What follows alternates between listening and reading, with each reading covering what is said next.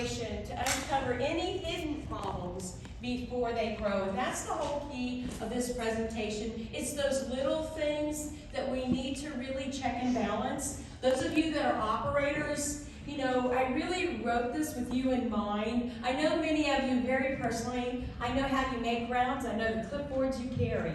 And so I wanted to remind you about some basic things that are going to give you that evaluation, especially if you have multiple communities, to really see where they're at. So, step one in evaluating your current program is to ask yourself some key questions. And these questions are simplistic, but I think oftentimes we get more tied up in the name of our program or the fluff of our program than we do in really measuring how effective it is. And so we want to look at engagement. We want to look at behaviors. We want to look at family feedback. All of those three particular things that I talk about first really tell a story in any memory care setting, including yours. So how many of you could say, when I go into my memory care, okay, over 75% of the residents are engaged in what we're doing there? That is really the key to being superior. And really, when you need to evaluate, is your program effective, and do you have any parallel programming opportunities? Behaviors. Behaviors revolve around multiple things, and I know that when we talk about behaviors, we generally talk about negative behaviors, but behavioral expressions are a way that people with dementia act out what they need or what their feelings are. So behaviors in general are just expressions. They don't all have to be negative, but you have to know how many behaviors you have. So when I look at data, I look at the number of behaviors that are happening in your neighborhood. I can already tell you what your engagement level is by those numbers that I see. And that's really important for us as operators to really know and understand what's happening. If you have a particular building that has an extreme amount of behaviors, one of the first things you want to look at is what's going on with engagement and what can we do different to customize it. Family feedback.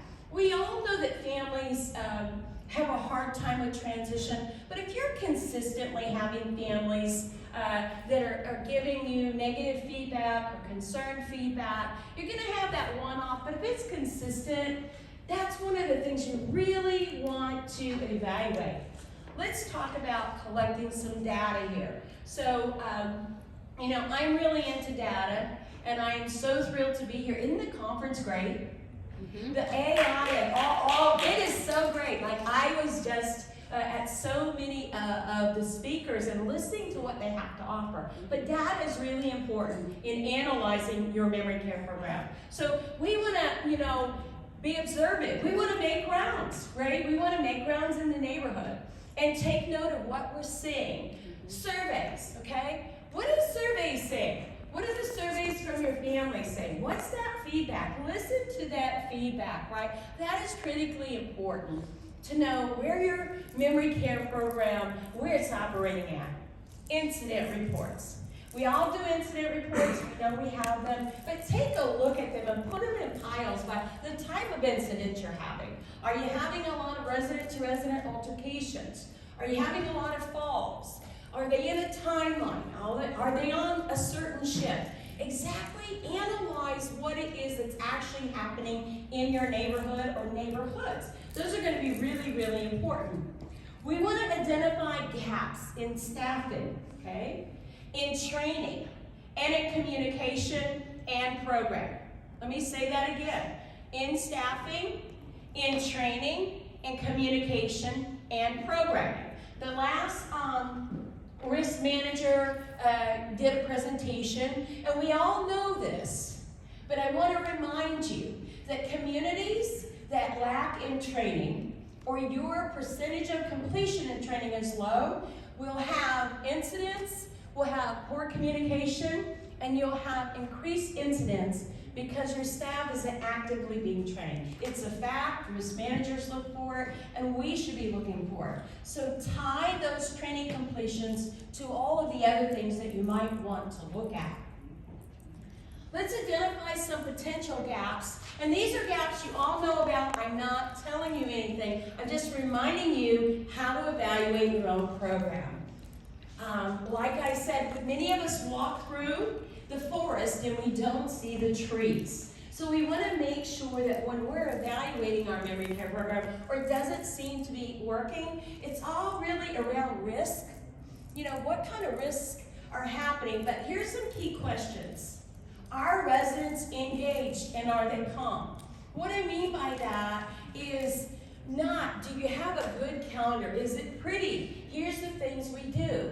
I want to know the number of residents that are actually engaged, not sitting, not rolled to, not in the middle. What is the engagement level of those residents and how often is that happening? It's a scientific fact that dementia residents that are engaged exhibit 75% less behavior and have at least 60% less falls, okay? So it's critical, whether they're one-on-one, doing something to the side, that we really look at the level of engagement, and we need to start measuring that, okay?